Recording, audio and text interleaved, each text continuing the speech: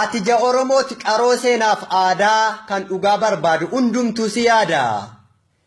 Si dharraa nu baafte dheebuu bara dheeraa Jawwaar atummaan nu bulchi ansi filadheera. Waamicha lallabdee dacheetti gayyaafte akka dirree lolaa mootummaa addunyaa osoma taate iyyuu aangoon sirraa tola. Qoolee gadi qabate kan duraan dhaadatu maa'ikii qabatee aamileensaa camnaan lamuu maal jedharee dubbachuu kakate. Kan dur Oromummaa keenyatti ta'e gufu arras oliin ka irraa ta'e arafu. Diinni keenya taatu bofa dugdi cite nurraa gada ba'u kan tooftaadhaan seenee gola keenya lixe.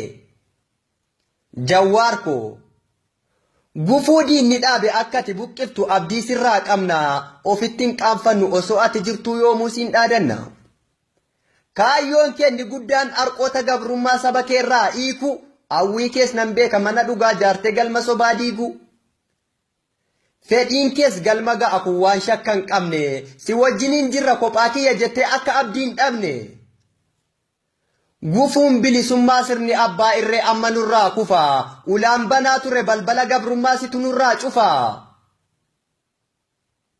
Gamna gameessa kooya ayyu dureessaa maqaan keen dhokatu seenaan si galmeessa.